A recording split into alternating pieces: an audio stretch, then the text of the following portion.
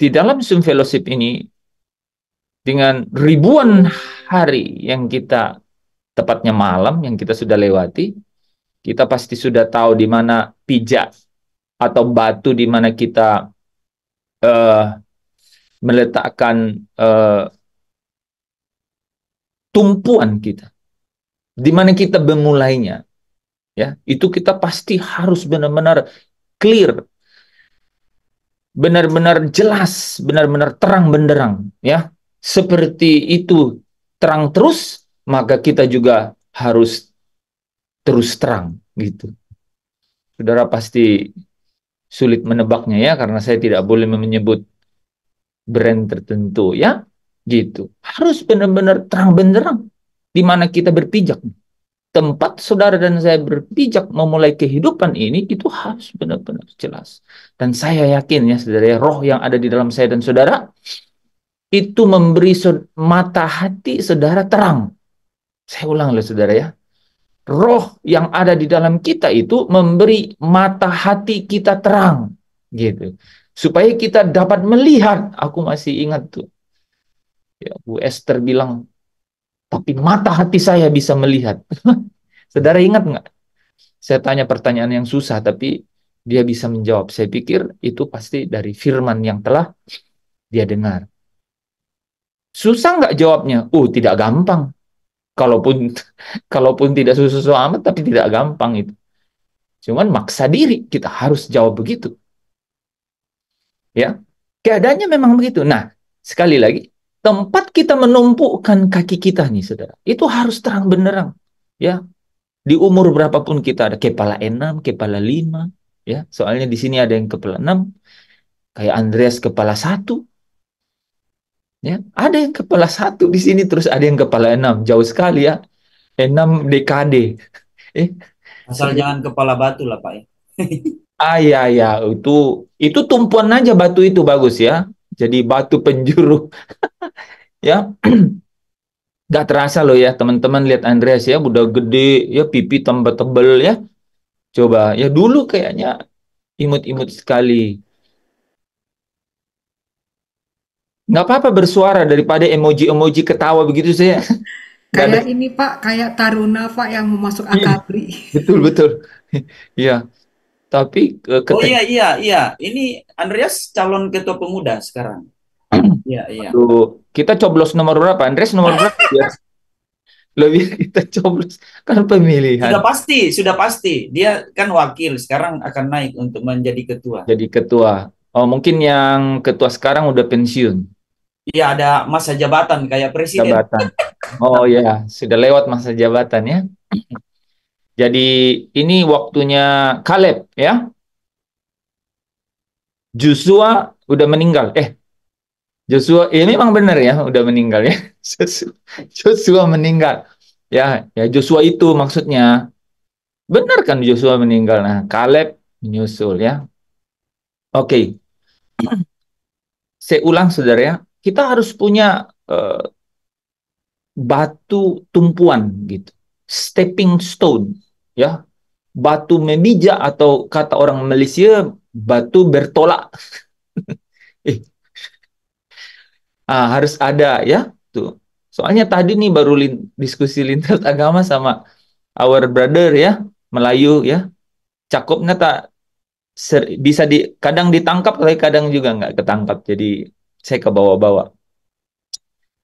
Jadi kita harus punya batu untuk berpijak tuh benar-benar dalam hidup ini nih, saudara.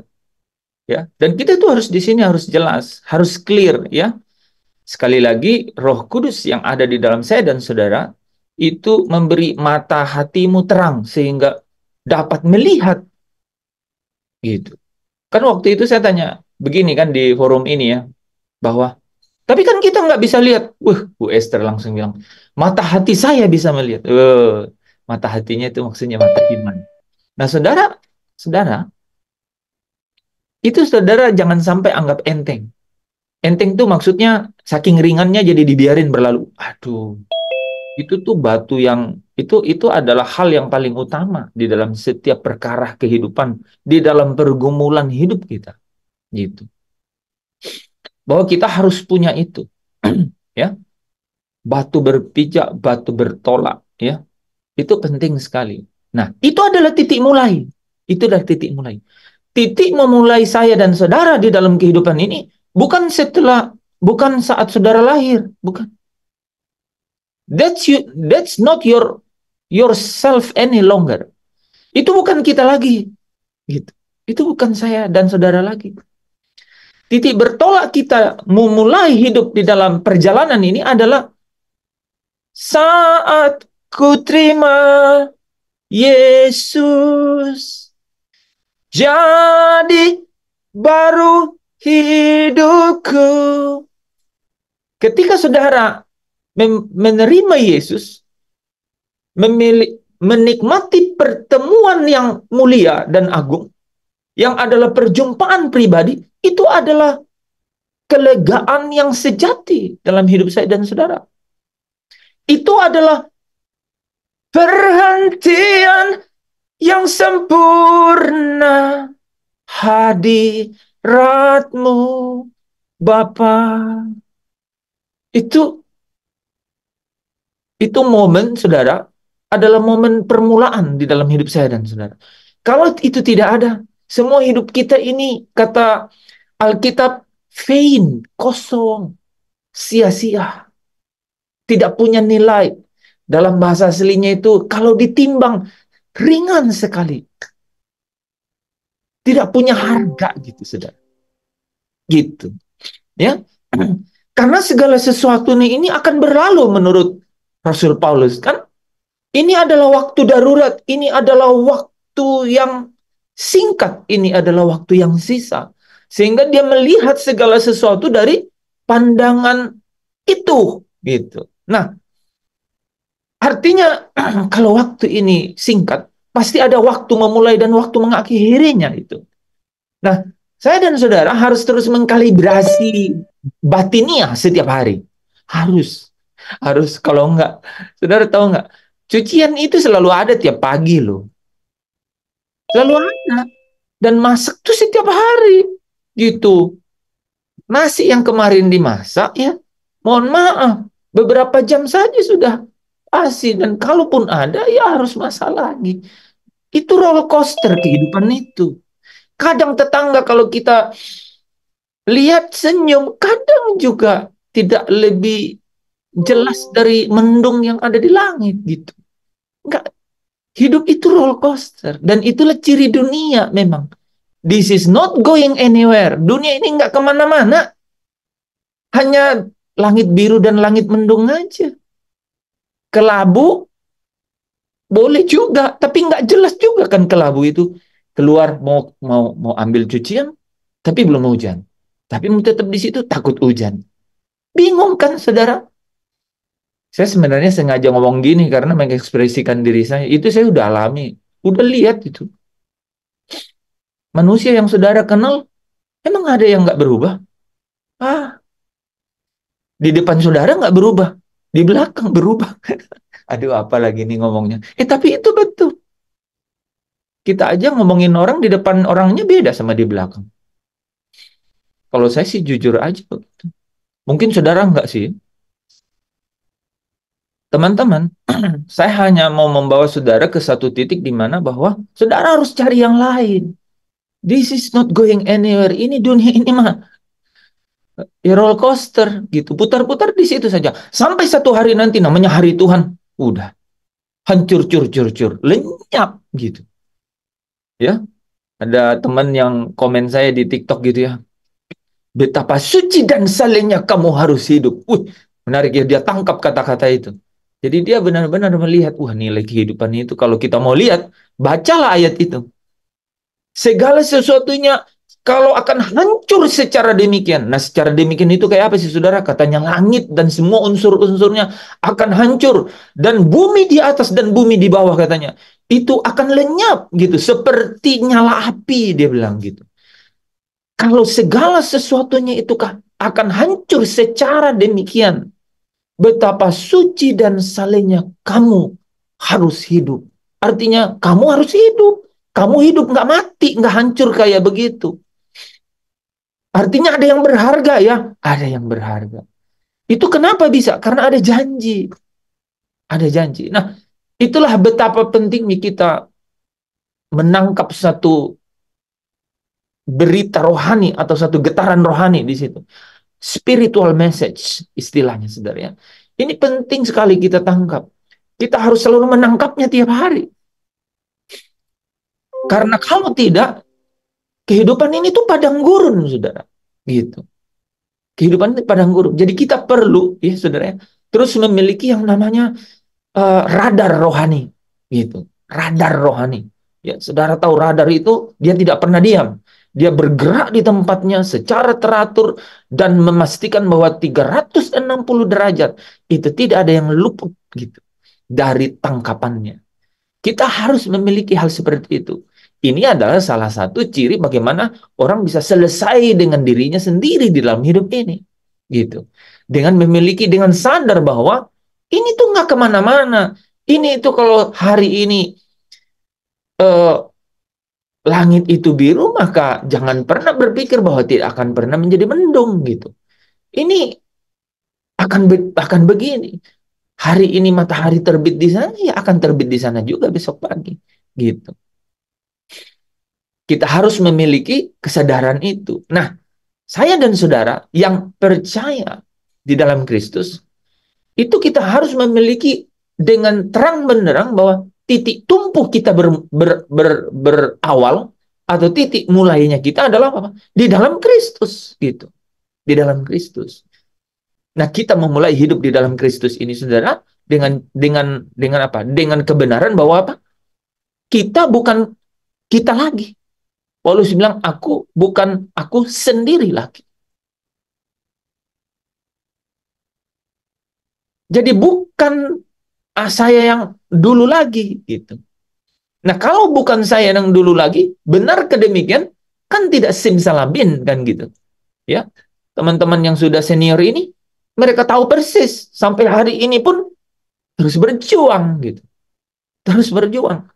Artinya memang tidak instan pembaharuan itu. Tidak instan perubahan itu. Jadi kalau kita bilang aku bukan aku sendiri lagi, maka itu berbicara mengenai hanya titik di awal kita memulainya gitu. Nah, titik awal, titik memulainya itu adalah satu hal, tetapi kita harus juga mengerti titik di mana kita mengakhirinya. Itu sangat penting, saudara. Banyak ya orang yang sudah bilang, aku mau iring Yesus, aku mau ikut Yesus sampai selama-lamanya. Tetapi dia kecewa gitu. Tetapi mengecewakan orang gitu. Kenapa itu terjadi, saudara? Karena dia kehilangan satu titik yang paling utama, yaitu titik akhir, itu titik tujuan. Itu hilang. Sehingga Bapak Ibu Saudara yang dikasihi Tuhan, untunglah kalau dia tidak mendapat jalan keberuntungan. Untung kalau dia tidak mendapat jalan keberuntungan. Karena sampai dia mendapat jalan keberuntungan ya saudara, dia benar-benar hilang di tengah arus dunia. Hilang. Sampai dia bisa berkata, puji Tuhan, Tuhan begitu baik. Padahal dia sedang hilang dalam arus dunia. Itu hanya karena apa saudara? Dia berkata demikian hanya karena apa? Dia mendapat pemenuhan kebutuhan fasilitas jasmania. Hal-hal yang kelihatan, hal-hal yang sementara itu. Dia terhambat gitu pikiran dan kepuasan hidupnya di situ. Itu kalau dia sampai beruntung. Kalau dia nggak beruntung, wah itu lebih parah lagi. Karena dia akan terus mencari. Tiap kali dia tidur, kebangun. Karena dia ingat-ingat itu lagi. Karena dia cari-cari yang itu gitu. Pada saat dia tidak tertidur, dia bengong. Karena dia sedang memikirkan dan menghayalkan itu.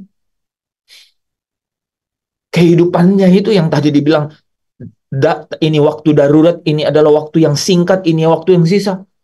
Semakin benar-benar tidak bisa dia manfaatkan gitu. Karena dia terus mencari gitu. Ya, Matius 11 ayat 28 berkata, marilah kepadaku, ya, hai kamu yang letih lesu. Dia terus mencari dan tidak pernah mendapat. Betapa tragisnya kehidupan seperti itu. Kalau dia tidak tahu akhir dari. Nah, itu bagi saya dan saudara itu menjadi sangat penting. Ingat saudara ya, kalau kita katakan, aku mau iring Yesus, aku mau ikut Yesus sampai selama-lamanya. Yesus mau supaya di mana dia berada, kita juga berada. Dia ingin. Jadi, jadi kalau demikian, saudara harus benar-benar memiliki uh, paradigma, ya, sikap hati, ya, saudara ya. Paradigma itu cara berpikir gitu ya. Dan sikap hati. Jadi bukan hanya cara berpikir tapi sikap hati. Bahwa memang kesanalah aku mau labuhkan seluruh kerinduan dan kegairahan hidupku. Seperti saudara kalau naikkan pujian tadi kan, itu kan saya bisa rasain. Saudara benar-benar rindu untuk ketemu dengan dia. Ya. Sampai bisa bilang bawa aku ke sana, ajar aku setia. Na na na na na na na dan jalanmu.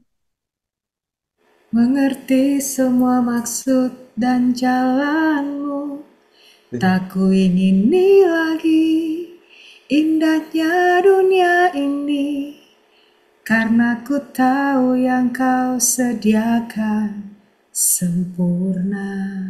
Kalau perlu saudara ganti kata-katanya. Karena ku yakin yang kau sediakan sempurna. Itu Bu Esther tadi udah benar tuh. Dia tahu itu sempurna. Tapi kita sedang berjuang untuk yakin bahwa itu sempurna. Sampai kita bilang, mestinya tak lagi ku ingini. Saudara, ini dinamika yang sangat penting dalam hidup kita. Kita ada di dalam tubuh yang fana ini, kita harus tahu bahwa tubuh yang fana ini itu ada apa?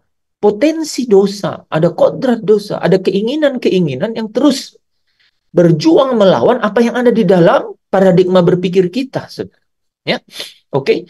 Jadi saya ingin membawa saudara kepada kesimpulan kedua itu. Minggu lalu ya kita sudah sampai pada poin pertama kan yang saya bilang kita baru selesai nih poin pertama malam hari ini bahwa orang yang selesai dengan dirinya sendiri, poin pertama adalah apa saudara? Adalah bahwa dia menyadari bahwa ada roh yang jauh lebih besar di dalam dirinya dibanding roh apapun yang ada di dunia ini. Dan roh itu berdiam di dalam dia.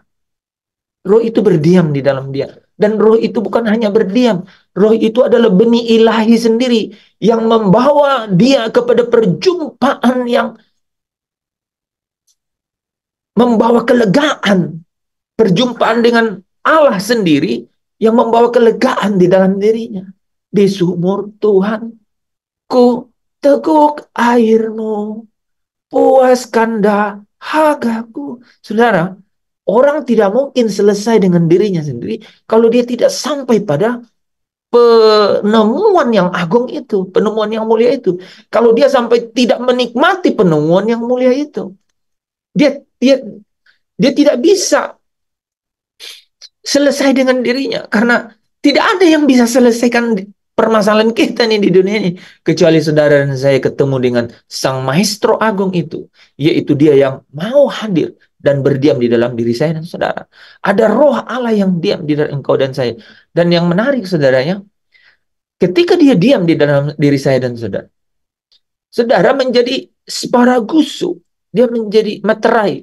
Saudara menjadi hak miliknya Allah. Milik. Yohanes 10 ayat 29 katakan, dan Bapakku yang lebih besar dari segalanya, tidak dapat juga mereka merampasnya dari tangan Bapaknya. Ayat 28 katakan, mereka yang kau berikan kepadaku itu, ya, tidak ada yang dapat mengambilnya daripadaku, dan mereka pasti tidak binasa. Ya, saudara ya. Jadi ini luar biasa. You bisa nggak punya apa-apa di dunia ini. You bisa saja tidak mencapai apa yang pernah saudara targetkan di dunia ini. Bisa saja. Dan most of the people, right, it not achieve that kind of level. Banyak dari kita yang nggak sampai pada titik itu. Ya.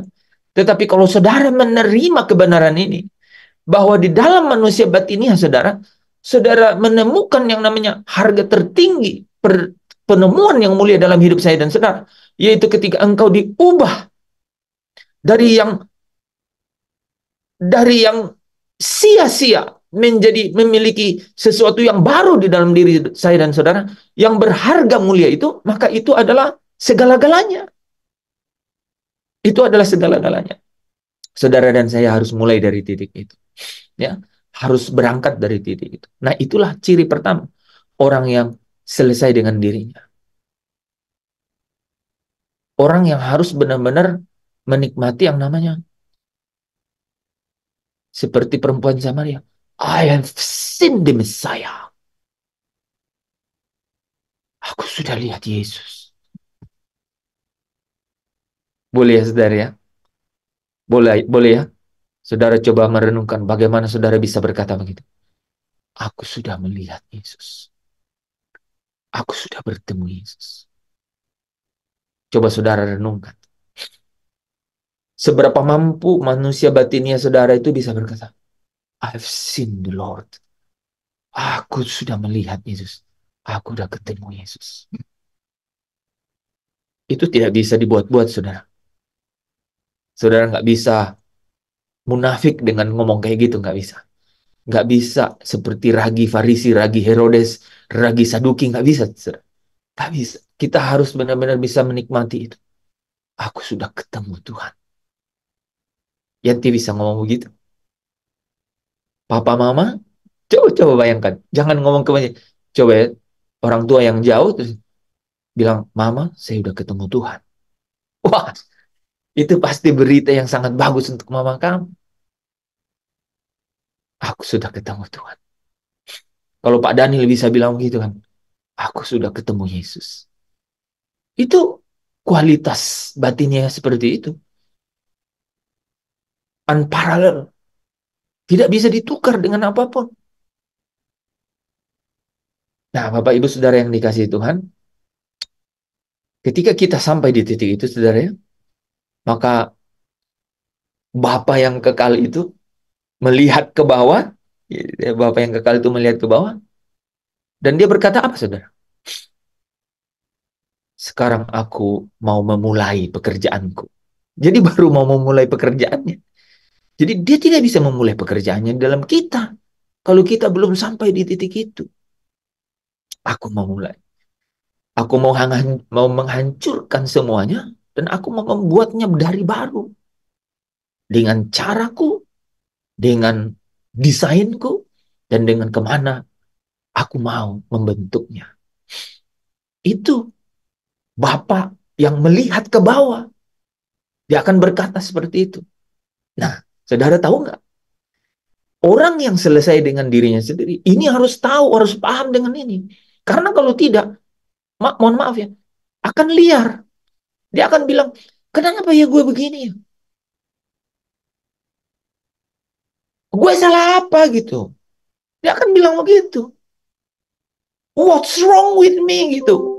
Karena apa? Karena dia tengok tuh kawan sebelah. Gitu. Tiap hari kok, tiap minggu kok ganti mobil ya? Tiap bulan. Dia nggak tahu kalau orang tiap minggu ganti mobil, tiap bulan ganti mobil, dia sewa mobil. Atau jangan-jangan dia naik Grab. Tiap hari ganti mobil. Ini analogi aja saudara ya. Tapi orang yang nggak memahami nih, bahwa ketika kita sudah jumpa Yesus, baru Allah lihat ke bawah. Dan kemudian memulai pekerjaannya di dalam kita. Dan Bapa itu, dia hancurkan saudara. Saudara yang tidak hancur sampai berkeping-keping sampai nol, tidak bisa dibuat oleh Bapa. Nggak bisa. Wah, itu saudara harus tangkap itu. Orang yang belum mati, saudara, ini yang menarik. Pak Tadus pernah bilang gitu. Itu biji itu kalau nggak sampai mati, nggak bisa hidup, katanya. Dia nggak bisa hidup untuk yang lain. Saya dan saudara, kalau belum hancur, cur, Bapak nggak bisa mulai. Wah, itu Bapak Ibu, ya, harus memandang dari sisi itu. Dan inilah cerita Alkitab mengenai hal ini, saudara. Bahwa Ketika Bapa melihat ke bawah dan berkata, inilah anakku yang kukasihi, kepadanya lah aku berkenan, saudara. Seketika itu Yesus dibawa roh ke padang gurun untuk dicobai. Ketika Bapa di atas sana itu melihat ke bawah dan lihat, inilah Yanti anakku yang kukasihi, seketika itu juga Yanti akan dibawa ke padang gurun dan harus diuji. Kenapa dari tadi Yanti terus ya? Kayak ganti-ganti. Rida, ya. Ketika Bapak melihat ke bawah, soalnya Rida dari tadi udah bilang, kapan nama saya? Ada lagunya tuh berarti, guys.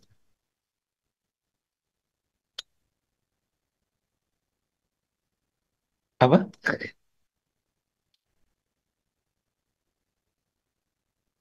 Yang ku jawab ya, ya, ya. Dengar dia panggil nama saya. Dengar dia panggil namamu. Ya, Rida betul. Nah, Bapak melihat ke bawah, itu baru nih. Aku sudah mulai nih bisa membangun Rida. Dan seketika ketika ketika Bapak melihat bahwa inilah anakku yang kukasihi, kepadanya lah aku berkenan, itu seketika itu juga Rida diangkut ke padang gurun. Dan padang gurun bicara mengenai ujian. Saudara, apa yang saudara ingat mengenai kata ujian?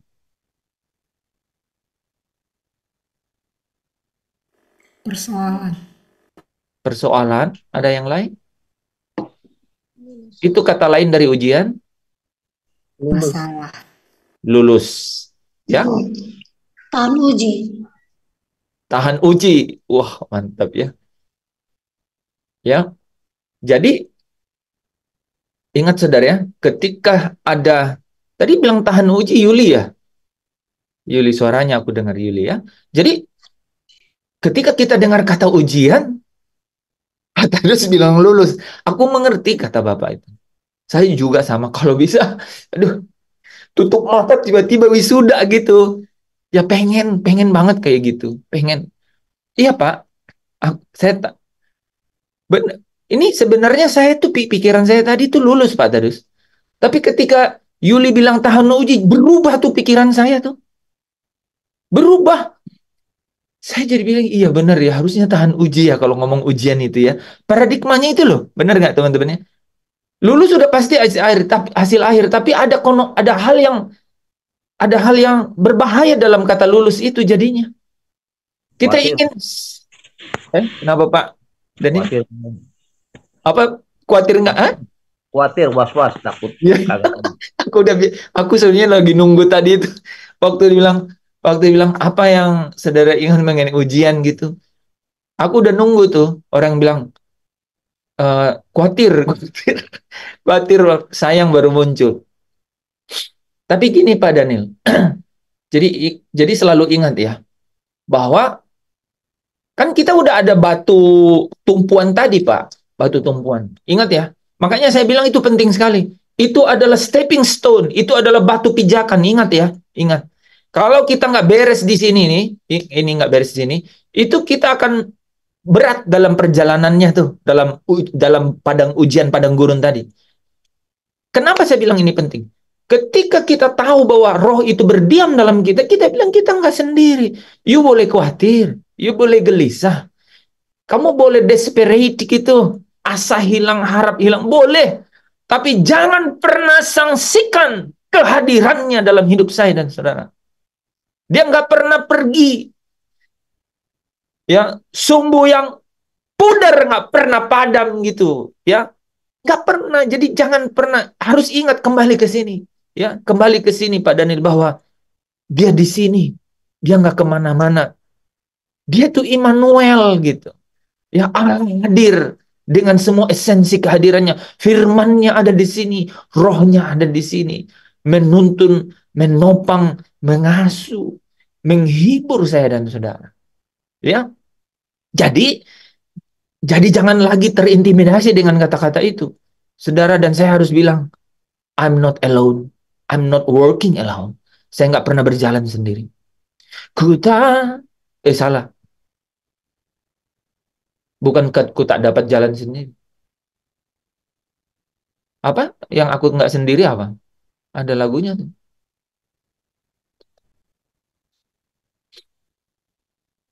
Jadi saudara harus ingat bahwa saudara nggak sendiri. Ku tak dapat bukan, itu kan ini artinya. Bila engkau tak besertaku. Mantap. Ku tak mau berjalan. Nah ya, jadi saudara, kita tuh nggak sendiri ya Pak Daniel ya. Jadi padahal nggak sembarangan jawab itu. Itu realitas hidup. Apalagi apalagi kalau budget bulanan itu angkanya udah tetap nggak bisa turun-turun. Itu yang nentuin istri sama anak kan, bener ya Pak Daniel ya. Ya kan? Kita kebebanin untuk memenuhi aja ya. Itu khawatir tuh di situ. Tapi ingat ya Pak, kita tidak pernah berjalan sendiri. Ya, nggak pernah. Jadi gimana Pak? Kita tetap percaya. Ya, harus percaya. Dan kalau sampai saudara percaya dan saudara berujung di titik ujung jurang, saudara yakinlah bahwa tangan yang menopang itu tersedia di sana. Ya, oke. Nah, jadi kalau kita tadi masuk ke dalam yang namanya ujian, ya, bahwa ketika kita masuk ke dalam ujian, maka apa saudara? Yang kita harus tahu bahwa kita harus tahan uji. Ya, terima kasih Yulia. Tahan uji, ya. Itu berarti gini loh Pak Tadis. Ya itu tadi saya juga berpikiran begitu. Saya waktu ujian akhir gitu ya saudara ya, ini ada masih ujian akhir gitu. Saya tuh ya ingin cepat-cepat selesai gitu. Ingin cepat-cepat gimana nih supaya cepat selesai. Tapi rupanya loh Pak, ada orang yang ingin menikmati apa ya? Ada gitu. Ada loh orang yang ingin menikmati penderitaan itu loh. Gini, salah satu karakter Yesus dari 5 saudara ya. Ada 5 karakter Yesus itu. Ya, salah satunya itu yang paling terakhir itu namanya long suffering, penderitaan yang panjang, gitu. Jadi dia itu uh, harus masuk ke dalam uh,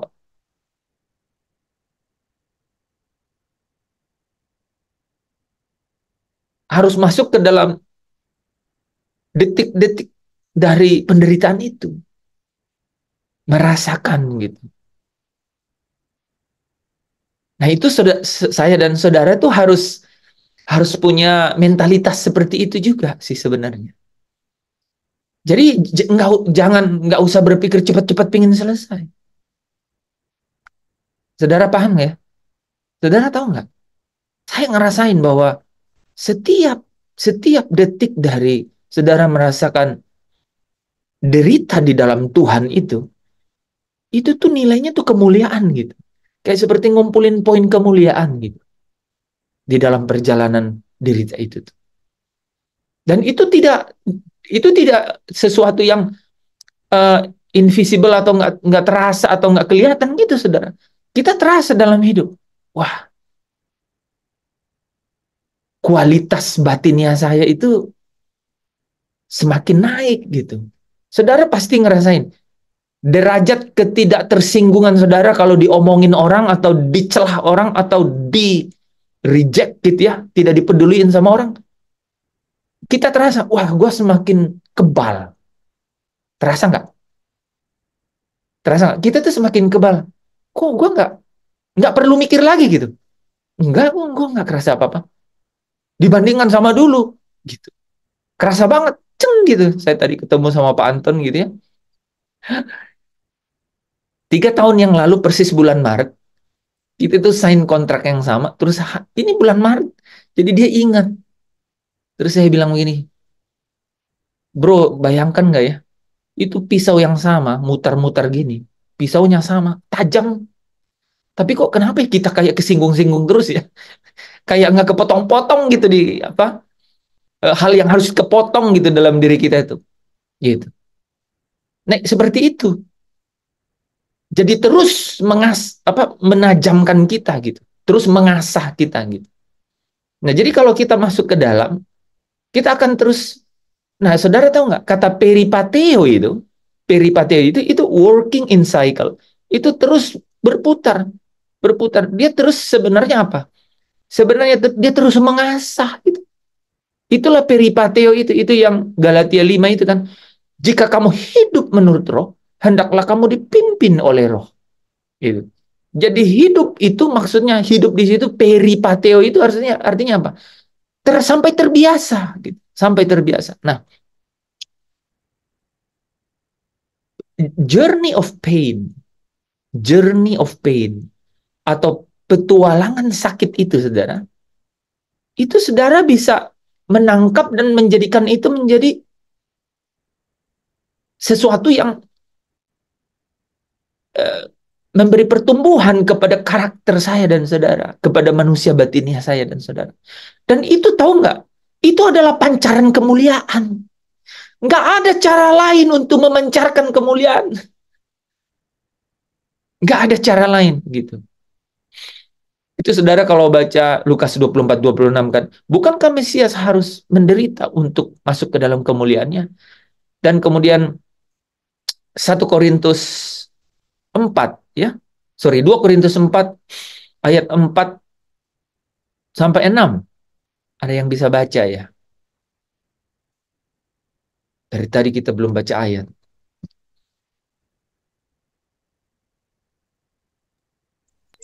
2 Korintus pasal 4 ayat 4 sampai 6, yaitu orang-orang yang tidak percaya, yang pikirannya telah dibutakan oleh indah zaman ini sehingga mereka tidak melihat cahaya Injil tentang kemuliaan Kristus yang adalah gambaran Allah. Sebab bukan dari kami yang kami beritakan, tetapi Yesus Kristus sebagai Tuhan dan diri kami sebagai hamba-Mu karena kehendak Yesus. Sebab Allah yang telah berfirman, dari dalam gelap akan terbit terang, Dia juga yang membuat terangnya bercahaya di dalam hati kita, supaya kita beroleh terang dari pengetahuan tentang kemuliaan Allah yang nampak pada wajah Kristus. Amin. Amin ya. Jadi ayat 6-nya yang jelas banget ya. Coba ulangin ayat 6 ini. Sebab Allah yang telah berfirman, dari dalam gelap akan terbit terang, Dia juga yang membuat terangnya bercahaya di dalam hati kita, supaya kita beroleh terang dari pengetahuan tentang kemuliaan Allah yang nampak pada wajah Kristus. Amin. Ya, saudara bisa paham dari situ ya. Jadi dia Allah yang membuat mata hati kita terang dan apa Yuli? Dan bercahaya di dalam hati kita. Iya, dan membuat terangnya bercahaya di dalam hati kita, supaya kita beroleh terangnya dari pengetahuan tentang kemuliaan Allah yang nampak pada wajah Kristus. Jadi supaya kita memperoleh terang dari kemuliaan Allah yang nampak pada wajah Kristus, gitu. Jadi kita akan memperoleh terang. Journey of pain, ya. Jalan derita di padang gurun itu, saudara, itu memancarkan kemuliaan. Memancarkan kemuliaan. No crown without cross, katanya ya. Gitu. No crown without cross. Nah, saudara-saudara, ini yang kita sama-sama perlu sadari ya, bahwa sejak kita dikatakan inilah anakku yang kukasihi, maka sejak itu juga kita ke padang gurun ujian. Gitu. Jadi orang yang dapat selesai dengan dirinya sendiri, nih saudara, itu orang yang tahu bahwa perjalanan saya harus ujian. Saya ulangin ya, teman-teman. Ini judul besar. Orang yang bisa selesai dengan dirinya sendiri, orang yang harus melihat dengan mata jasmania dan mata hati bahwa perjalanan hidupnya itu adalah padang gurun ujian, gitu. Sehingga dia tidak akan berkata, kenapa harus begini? Kenapa harus saya? Sampai kapan ini? Nggak akan begitu, karena dia tahu persis gitu bahwa perjalanan kehidupannya, waktu sisa dari perjalanan hidupnya adalah padang gurun ujian. Nggak boleh ditawar-tawar. Jadi kalau pada 2 Petrus 3 itu berkata ayat 11, kalau segala sesuatunya akan hancur demikian, betapa suci dan salehnya kamu harus hidup. Itu adalah orang-orang yang melewati padang gurun ujian. Sehingga dikatakan, kamu hidup karena kamu suci dan saleh. Itu kata-katanya sebenarnya. Ya. Karena kamu melewati padang gurun ujian ini. Dan apa tadi ya? Jadi jangan juga tahan uji. Nah, ini ya, ini teman-temannya. Tahan uji. Ada teman saya loh yang tahan uji loh sudah. Kita udah sampai situ ya. Di kampus tahan uji. Kenapa coba? Saudara tahu nggak kenapa dia di kampus terus? Dia pintar, bukan dia bahkan masuk grup yang memang pintar gitu. Dia tahan uji. Saudara tahu nggak kenapa? Karena dia pingin di laboratorium terus. Dia di situ kepala lab, dialah orang yang disegani di lab itu. Dia pingin terus, dia lupa lulus. Aneh juga. Aku nih baru aja ingat nih ya bahwa ada juga orang ya. Tadi bagus juga Yuli bilang ini tahan uji, iya, tapi jangan sampai tuh kayak temen itu. Dia tuh lupa lulus sampai berapa tahun gitu. Saya juga nggak tahu lulus akhirnya, maksudnya dia selesaiin skripsi atau enggak. Saking senangnya di situ. Senangnya tahu nggak apa, saudara? Dia senang, memang senang. Labnya lab digital kan, teknologi. Jadi pintar banget. Dia senang penelitian di situ terus gitu. Udah ganti rektor berapa kali gitu, dia masih di situ. Lupa lulus. Nah, saudara, hati-hati. Makanya saya bilang di awal tadi ya, kemana kita melabuhkan ya akhir dari tujuan kita itu penting sekali gitu. Yesus tidak mau kita ada di sini selama-lamanya ya. Yesus nggak mau. Yesus mau supaya kita bersama dengan Dia selama-lamanya gitu. Itulah sebabnya di 2 Tesalonika berapa? 4 ya, 16 ayat 17 bagian terakhir itu, dan kita akan bersama Tuhan selama-lamanya. Gitu. Ya. And mind. Akhir dari pikiran kita ini itu benar-benar harus berlabuh di situ. Saudara, ini penting sekali ya. Akhir dari pikiran kita itu harus dilabuhkan di situ. Ya. Bersama dengan Tuhan selama-lamanya gitu. Ya. Melihat dan memandang kemuliaannya, melihat Dia dalam keadaan yang sesungguhnya gitu, ya. Nah, itu yang akan menjadi gairah baru di dalam hidup kita. Saudara, memiliki pengetahuan kebenaran seperti inilah yang akan membebaskan saya dan saudara menjadi orang yang selesai dengan dirinya sendiri. Apakah instan otomatis akan selesai? Itu adalah satu proses, satu perjuangan, ya. Tapi mindset di akal, sikap hati, ingat ya kata-kata saya dari tadi ya. Mindset atau sikap atau cara pandang, mindset, cara pandang kita, ya. Mindset itu pola pikir, saudara, sorry ya. Mindset itu pola pikir atau sudut pandang, gitu ya. Dan sikap hati itu harus sudah punya bahwa ini adalah perjalanan ujian dalam hidup. Dan saya harus memiliki akhir dari pikiran and mind bahwa melabuhkannya pada satu tujuan. Tidak akan selama-lamanya saya ada di sini. Di dunia ini akan berlalu, ya. Mari kita baca ayat itu ya supaya bagus ya. 1 Korintus pasal 7, ya. Oke, 1 Korintus pasal 7. Sebelum kita masuk ke tanya jawab ya, Pastor. Ada PR minggu lalu tuh yang bagus.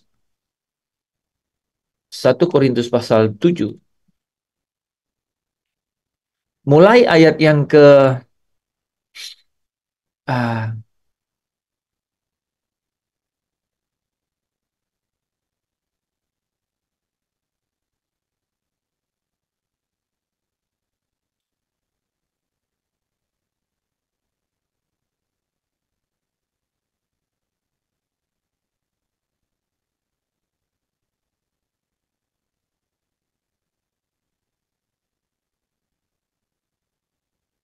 23.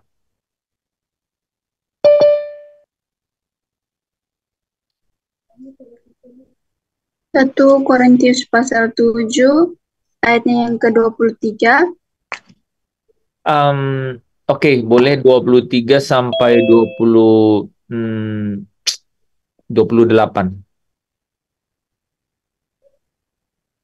1 Korintius 7 ayat 23 sampai 28. Kamu telah dibeli dan harganya telah lunas dibayar. Karena itu janganlah kamu menjadi hamba manusia. Saudara-saudara, Berhenti dulu, Rida. Gitu ya? Oke. Kamu sudah dibeli dan harganya telah lunas dibayar, ya. Kamu telah dibeli dan harganya telah lunas dibayar. Jadi jangan pernah ada orang yang bisa seperti mengendalikan saya dan saudara, ya. Janganlah menjadi hamba manusia, ya. Oke, lanjut. saudara-saudara, hendaklah tiap-tiap orang tinggal di hadapan Allah dalam keadaan seperti pada waktu ia dipanggil. Sekarang tentang para gadis, untuk mereka aku tidak mendapat perintah dari Tuhan, tetapi aku memberikan pendapatku sebagai seorang yang dapat dipercaya karena rahmat yang diterimanya dari Allah. Aku berpendapat bahwa mengingat waktu darurat sekarang adalah baik bagi manusia untuk tetap dalam keadaannya. Adakah engkau terikat pada seorang perempuan? Janganlah engkau mengusahakan perceraian. Adakah engkau tidak terkait pada seorang perempuan? Adakah engkau tidak terikat pada seorang perempuan? Janganlah engkau mencari seorang, tetapi kalau engkau kawin, engkau tidak berdosa. Dan kalau seorang gadis kawin, ia tidak berbuat dosa. Tetapi orang-orang yang demikian akan ditimpa kesusahan badani dan aku mau menghindarkan kamu dari kesusahan itu. Amin. Ini kita lagi mau baca apa gitu, terus tiba-tiba keseret kemana kan? Baca ayat itu ya. Kebetulan di sini masih banyak yang gadis. Ya, coba kalian baca berkali-kali ayat itu. Jadi dia punya konotasi dua, ya. Benar-benar realistis, real dijalani, dan yang kedua adalah makna rohaninya. Makna yang real itu maksudnya gini. Paulus itu kan nggak menikah. Jadi, tapi tadi dibilang gadis-gadis, ini bukan aku berkata dari mewakili Tuhan gitu ya. Tidak mendapat perintah dari Tuhan, dia bilang. Jadi untuk mereka aku tidak mendapat perintah dari Tuhan. Ya. Tetapi ya kalau menikah itu ya kesusahan badani. Gitu. Ya. Yanti, Yuli, Rida ya bisa mempertimbangkan, ya. Gitu. Metri ya bisa mempertimbangkan, ya. Mira ya pertimbangkan, gitu. Boleh. Ita pertimbangkan. Apalagi Dorcas ya pertimbangkan, ya. Coba baca ulang nanti itu ayat. Jadi pertimbangkan aja. Jadi sebenarnya nanti kita baca ayat selanjutnya ya, siap-siap ya. Jadi ada hal yang real di situ, tapi kebayang saudara dia memberi dia memberi cerita ini itu karena ada keadaan darurat. Tadi dibaca kan, ya. Ini keadaan darurat di ayat berapa tadi itu? Berapa tadi? 26. 26 ya. Ya kan nih. Aku berpendapat bahwa mengingat waktu darurat sekarang. Ini darurat, emergency. Gitu. Jadi memang ada alasannya. Nah, sebenarnya kita paham tuh alasannya. Asalkan jangan kehilangan esensinya aja gitu. Ya. Oke, sekarang kita baca nih, ya. Itu pengantarnya, saudara. Jadi ini adalah waktu darurat. Kamu itu sudah dibeli dan lunas dibayar. Jadi jangan jadi hamba manusia. Dah selesai ya. Dan ini adalah waktu darurat. Gitu. Dalam waktu darurat ini dia memberikan kita kisah gitu. Sebaiknya sama seperti kamu pada saat kamu dipanggil, seperti itulah. Gitu. Seperti itulah. Nah kebetulan ini ya tergantung kita masing-masing ya. Kapan saudara dipanggil Tuhan? Gitu. Pak, pada saat saya sudah menikah, ya udah nggak apa-apa, jangan cerai. Itu kan dia bilang begitu. Tapi yang belum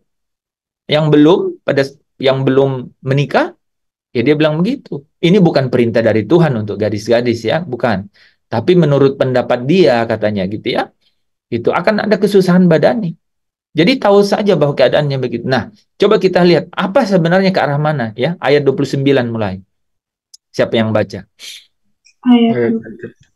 Yandri coba. Yandri. 29 mulai 29 saudara-saudara. Nah, jadi apa sih maksudnya Paulus? Nah, ayat 29-nya langsung jadi kasih keterangan, coba silakan. Ayat yang ke-29, saudara-saudara, inilah yang kumaksudkan, yaitu waktu telah singkat, karena itu dalam waktu yang masih sisa ini, orang-orang yang beristri harus berlaku seolah-olah mereka tidak beristri. Lanjut. Dan orang-orang yang menangis seolah-olah tidak menangis, dan orang-orang yang bergembira seolah-olah tidak bergembira, dan orang-orang yang membeli seolah-olah tidak memiliki apa yang mereka beli. Pendeknya, orang-orang yang mempergunakan barang-barang dunia seolah-olah sama sekali tidak mempergunakannya, sebab dunia seperti yang kita kenal sekarang akan berlalu. Lanjut. Aku ingin supaya kamu hidup tanpa kekhawatiran. Orang yang tidak beristri memusatkan perhatiannya pada perkara Tuhan, bagaimana Tuhan berkenan kepadanya. Orang yang beristri memusatkan perhatiannya pada perkara duniawi, bagaimana ia dapat menyenangkan istri. Dan dengan demikian perhatiannya terbagi-bagi. Perempuan yang tidak bersuami dan anak-anak gadis memusatkan perhatian mereka pada perkara Tuhan, supaya tubuh dan jiwa mereka kudus. Tetapi perempuan yang bersuami memusatkan perhatiannya pada perkara duniawi, bagaimana ia dapat menyenangkan suaminya. Sampai situ Yandri. Nah teman-teman perhatiin ya, di sini kan tuh jelas. Jadi saudara-saudara, inilah yang kumaksudkan. Jadi waktu yang darurat tadi di atas itu dibilang apa? Itu adalah waktu yang telah singkat. Ya. Karena itu dalam waktu yang masih sisa. Jadi itu adalah waktu yang sisa. Gitu. Itu yang masih sisa, ya. Orang-orang orang-orang beristri harus berlaku seolah-olah mereka tidak beristri. Di sini kita bisa tangkap nih teman-teman bahwa ya kita lanjut dulu ya. Dan orang-orang yang menangis seolah-olah tidak menangis, orang-orang yang bergembira seolah-olah tidak bergembira. Nih, orang-orang yang membeli seolah-olah tidak memiliki apa yang mereka beli. Gitu. Pendeknya, jadi di sini ya, yang kumaksudkan gitu. Yang kumaksudkan waktu itu singkat. Pendeknya apa? Orang-orang yang mempergunakan barang-barang duniawi seolah-olah sama sekali tidak mempergunakannya. Sebab dunia seperti yang kita kenal sekarang akan berlalu. Ini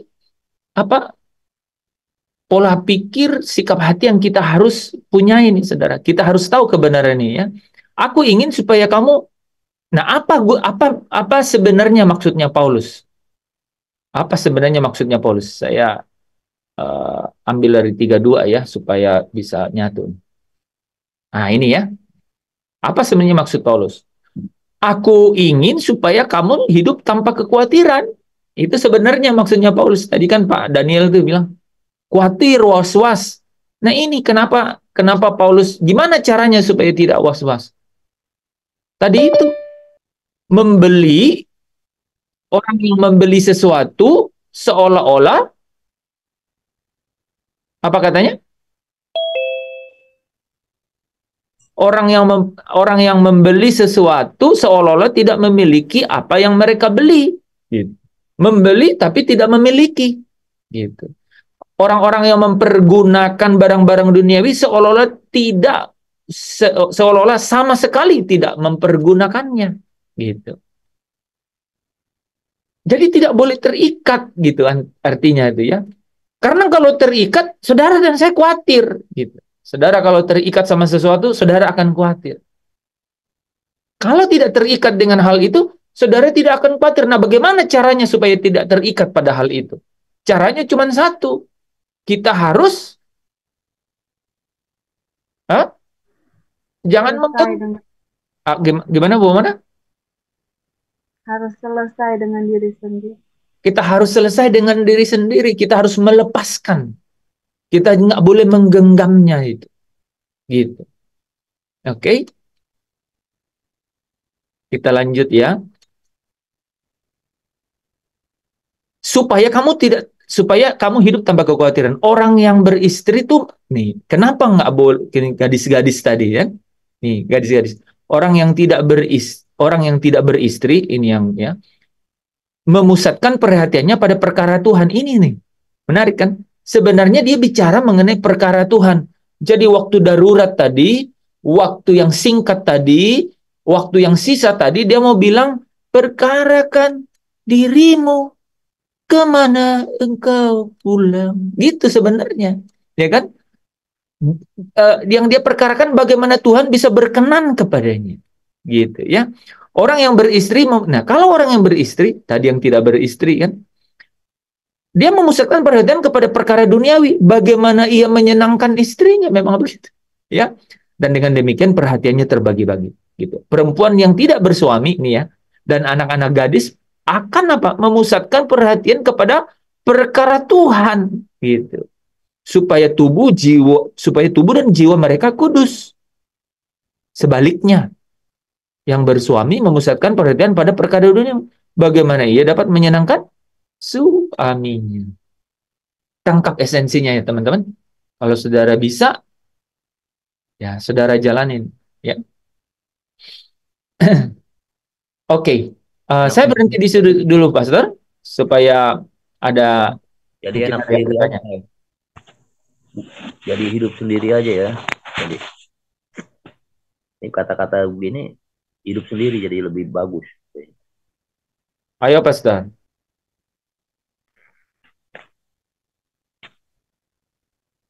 Iya Pak, kalau firman Tuhan tadi Rasul Paulus bilang gitu. Ya kalau sebaiknya yang belum bersuami, belum beristri jangan. Iya, jadi nggak ada pikiran pusatnya ke bapak aja. Kalau beristri, urusin suami, istri, anak, benar, ini benar. Tapi kalau sudah berkeluarga, jangan sampai jangan sampai itu membuat kita tidak benar-benar fokus dengan Tuhan, hanya ngurusin itu aja, ngurusin istri, ngurusin anak, sementara Tuhan, hey Pak Daniel, kapan kau datang ini sama saya? Contoh gitu kan. Kalau sendirian bener ini enak juga begini, fokusnya pasti sana bisa, nggak pikir-pikir lah. Pak Daniel ngomong kayak gitu karena udah merasakan padang gurun dunia. Berat banget punya tanggungan kan? Iya betul. Nggak apa-apa. Ini kan kita udah TST tahu sama tahu di sini, betul? Kan begitu kan? Betul. Gitu. Yang belum tahu itu pasti masih berpikir. Tapi kalau yang udah tahu tuh ya bener yang Pak Daniel sebutkan itu. Bener. Enak juga sendiri, ya. Enak sendiri. Ada ayatnya. Ada ayatnya, Pak, betul. Ya. Ada ayatnya. Tapi ingat yang ayat yang di atas, yang udah beristri, jangan menceraikan istrinya. Dosa. Ya, ada di atasnya, ya. Ada. Jadi seperti waktu kamu dipanggil, kapan kamu dipanggil gitu. Gitu. Tapi ingat ya, ini bukan bicara mengenai lebih bagus nggak punya istri, lebih bagus punya istri. Enggak. atau lebih bagus punya suami, lebih bagus tidak punya suami, enggak. Ini bicara perkara Tuhan, gitu. Di mana saudara letakkan yang namanya perkara Tuhan? Apakah saudara memperkarakan? Gitu. Kan ada orang yang tidak memperkarakan. Biarin aja, the show must go on gitu. Emang gue pikirin gitu. Ada orang yang kayak gitu. Apalagi, makanya aku bilang tadi ya, kalau orang itu beruntung berbahaya. Karena kalau dia beruntung, dia akan terseret dalam arus dunia gitu. Itu kita udah lihat tuh orang. Tapi menarik ya.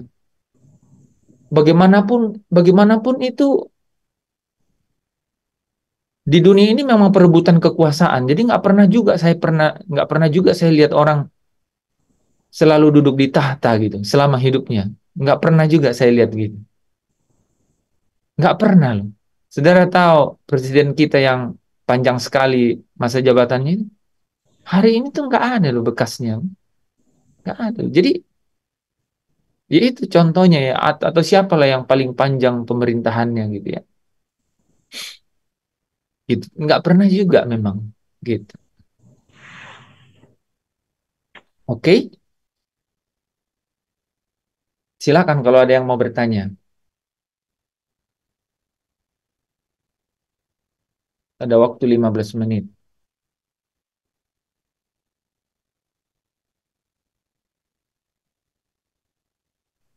Yang PR minggu lalu.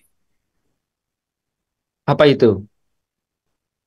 Apa itu? Seperti apa itu mengenakan firman? Kata Yuli kan mengenakan firman. Itu kan belum tuntas. Ya. Oke. Itu bisa panjang tuh. Yang poin kita malam hari ini nih. Ini udah selesai nih teman-teman. Jadi bagaimana kita melihat orang yang selesai dengan dirinya sendiri? Nah, ini saya ingat nih teman-teman ya. Sehebat-hebatnya keberuntungan yang saudara punya, fasilitas yang saudara punya, itu kalau nggak punya yang batu pijakan tadi, itu namanya hidupnya tuh kosong. Kalau saudara ketemu orang terus, tapi mungkin jarang ya, tapi mungkin kayak Bu Esther, mungkin Pak Tadus pernah ketemu lah orang itu ya, yang mereka merasa kok hidupnya kosong gitu. Nah, itu ada kenyataannya begitu bahwa rupanya dunia ini itu tidak bisa menjawab yang namanya batu pijakan tadi. Dia tidak selesai karena dia terus mencari gitu. Dia terus cari. Dan pencariannya itu belum berakhir. Nah, pencarian saya dan saudara itu sudah berhenti dan sudah berakhir di dalam Kristus. Gitu. Berakhir di dalam Kristus. Saudara dan saya ini saudara nggak cari apa-apa lagi. Nggak cari apa-apa. Gitu. Benar-benar berhenti di dalam Tuhan gitu. Tuhan itu Lord, Lord itu Yesus, Lord itu. Ya. Oke, berhenti di dalam Kristus gitu. Itu yang dibilang Kolose 3 ayat 3. Kamu tersembunyi bersama Kristus bagi Allah. Jadi kita bersama Kristus. Gitu. Disitulah makna hidup kita, disitulah nilai, maaf ya, nilai, the value of our life itu, ya, nilai dari hidup kita itu karena kita itu sudah berhenti pencarian kita di dalam Tuhan. Jadi jangan cari apa-apa lagi, gitu. Itu Pak harus makan, loh. Di dalam Tuhan dikasih tahu apa? Ya, kita harus tanggung jawab gitu. Kita harus uh, kita harus apa?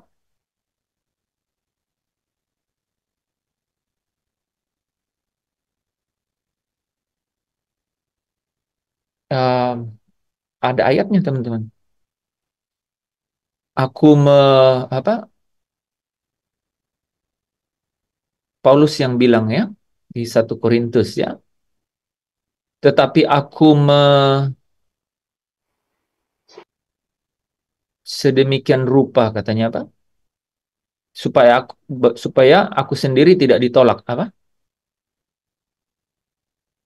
Supaya aku sendiri tidak ditolak, tetapi aku menguasai diriku. Ya. Tetapi aku menguasai ada Seorang prajurit tidak memusingkan diri dengan penghidupannya, itu bukan, Pak? Ya itu, tapi ada bagian bawahnya itu apa, Bu? Tetapi aku menguasai diriku dalam apa?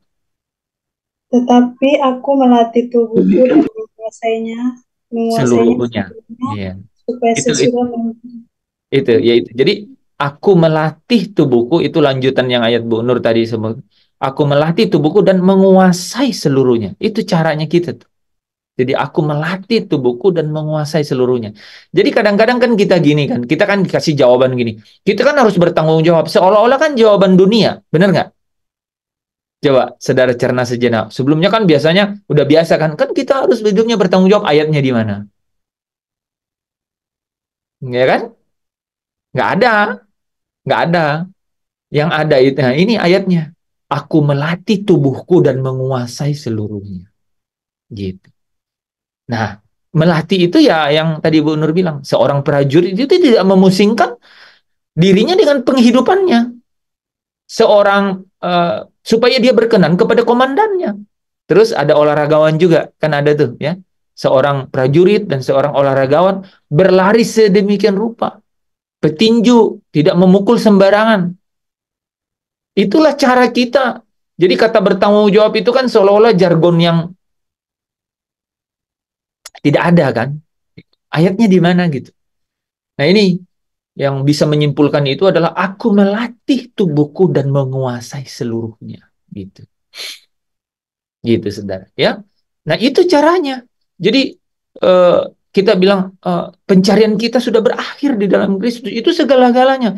Saudara dan saya itu harus benar-benar mengajari manusia batinnya saya dan saudara. Lama-kelamaan pikiran juga dilatih begitu. Bahwa benar nih. Tuhan segala-galanya. Nggak mudah. Oh kalau mudah bukan padang gurun namanya. Kalau mudah bukan ujian. Gitu. Bukan ujian kalau mudah namanya. Pak ada tuh orang ujian katanya mudah. Aku tuh tanya anak saya. Tadi gampang nggak? Gampang. Katanya gampang. Jawab semua. Ada satu sih. Oh itu nggak gampang namanya.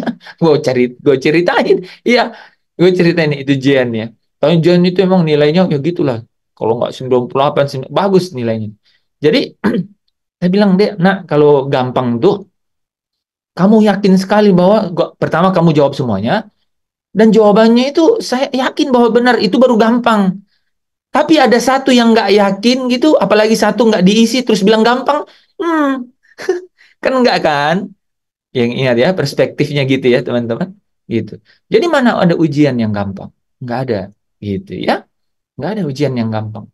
Jadi itu perspektif, mindset itu harus diletakkan sini. Dan kemudian sikap hati, ya. Nah sikap hati kita itu harus lama kelamaan itu menguasai pikiran kita, gitu, ya. Oke.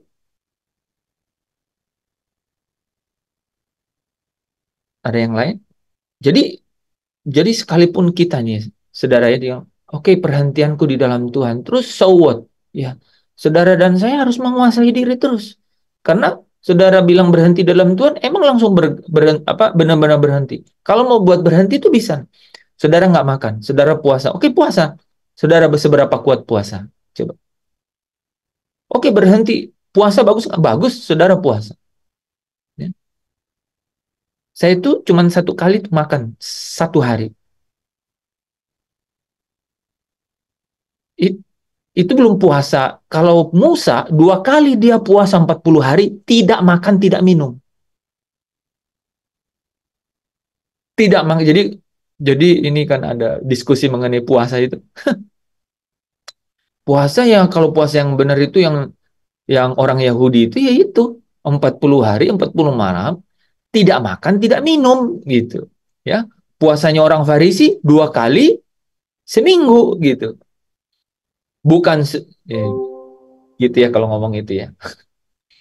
Ya, jadi artinya apa esensinya yang kita ambil gitu ya. Teman-teman, jadi kalau kita katakan aku sudah berhenti di dalam Tuhan gitu ya. Tuhan segala-galanya. Oke, bisa kan? Baca Alkitab, baca firman kan? Tidak makan, tapi saudara kan tidak makan atau puasa itu kan terbatas. Setelah itu harus makan. Nah, kalau harus makan apa? Harus menguasai diri. Ya kan? Harus menguasai. Nggak boleh lewat. Kan? Kalau ingin membeli sesuatu, harus menguasai diri. Jadi kalau kata orang dunia itu bertanggung jawab, kalau bahasanya gitu tuh melatih diri dan menguasai seluruhnya. Gitu. Diri kita yang kita latih untuk dilatih di padang gurun ujian. Sampai dia tahan uji. Saudara tahu hasil dari tahan uji apa? Ada dua boleh jawabannya. Ketekunan. Menerima tetap. Oke, dua-duanya kejawab. Bagus, pintar. Ya. Jadi yang pertama ketekunan ya, hasil dari tahan uji itu ketekunan, hasil dari tahan uji itu mahkota kehidupan, ya. Tahu kan ayatnya masing-masing ya? Ya, nanti cari ayatnya. Intinya jangan nggak ya hafal ayat perlu tapi maknanya lebih penting ya. Udah bagus itu bisa langsung menjawab. Jadi ingat ya, kita tahan uji itu hasilnya ada loh, ya. Tahan uji itu kita semakin tekun gitu dan ketekunan itu menghasilkan pengharapan akan kemuliaan gitu. Karena kita tekun, kita menghasilkan pengharapan akan kemuliaan. Nah, sama saja tahan uji itu menghasilkan mahkota kehidupan ya. Yang satu di kitab Roma pasal 5 ya, yang satu di Yakobus ya. Yakobus Iya. ayat 12. Terima kasih Pastor Yandri. Mantap ya. Oke, ada lagi? Baru saya lihat Rida Olang senyum.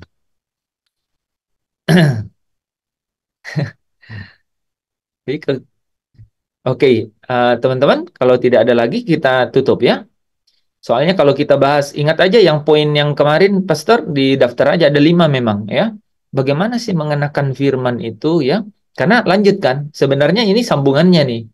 Ya, pada saat kita di padang gurun dunia, ujian penderitaan, itu apa yang kita harus buat? Tadi bahasa singkatnya, kita harus menguasai diri dan melatih diri gitu. Kan? Tapi bagaimana caranya itu? Ya pasti mengenakan firman, gitu kan? Mengenakan firman pada daging. Daging yang memiliki keinginan. Wah, itu gak bagus itu dibahas. Ya, bagaimana menguasai diri dan bagaimana melatih diri dan menguasai seluruhnya. Kita kan nggak pernah bisa bayangkan ya. Katanya prajurit itu tidak pernah memikirkan penghidupannya. Gimana itu? Ya, iyalah Pak, karena dia digaji transfer langsung ke rekening istri. Itu prajurit, bukan itu yang dimaksud ya, teman-teman. Tapi bisa kita bahas itu. Oke, kita tutup dalam doa ya. Bapa, kami memuliakan Engkau karena tidak ada tempat lain kami bersandar dan melabuhkan seluruh pengharapan kami. Kami tahu Engkaulah yang segala-galanya di dalam hidup. Terima kasih untuk setiap firman yang adalah kehadiran-Mu di tengah-tengah kami. Terima kasih Roh-Mu sendiri yang menyingkapkan setiap kebenaran ini. Kekuatan kekuasaannya. Bahkan manifestasi daripada kehidupan yang lahir dari setiap firman itu. Sehingga kami boleh tidak lapar lagi, tidak haus lagi. Terima kasih. Bahkan ini tidak berhenti di situ. Dia memberikan kami pengharapan. Memberikan kami terang dalam hati. Supaya kami dapat melihat kemuliaan yang ada pada kehidupan Kristus Putramu yang tunggal. Terima kasih Bapa. Segala perkara kami dapat tanggung di dalam Engkau. Melalui setiap kebenaran firman-Mu yang memerdekakan dan Roh-Mu yang tidak pernah beranjak dari hidup kami, yang terus setia di dalam hidup kami, menghibur, menolong kami, memimpin kami, membawa kami ke dalam seluruh kebenaran. Terima kasih, ya Bapa di surga. Segala pujian, hormat, dan kemuliaan kami kembalikan kepadamu. Bapa yang baik, Bapa kekal, Raja damai. Engkaulah pemilik kehidupan kami. Kepadamu kami meletakkan seluruh kekhawatiran kami, kegelisahan kami. Kami percaya Engkau Bapa yang melihat ke bawah, yang tahu persis apa yang kami perlukan, yang kami butuhkan. Bukakan pintu-pintu yang tertutup Tuhan. Biarlah Engkau mendobrak benteng-benteng yang berdiri tegak, supaya terlepaslah umat-Mu itu. Kebebasan itu boleh mereka rasakan. Yang sakit boleh disembuhkan. Mereka menikmati pemulihan dari Tuhan. Dan bahkan kepuasan batini hati mereka diberkati hari ini. tempat pekerjaan mereka, bisnis mereka, pelayanan mereka, di kuliah, sekolah mereka. Hari ini, dalam nama Yesus, dalam nama Yesus. Saudara yang percaya, yang diberkati bersama dengan saya, katakan amin. Amin. Amin. Amin. Terima kasih semuanya. Good night, everyone. Bye.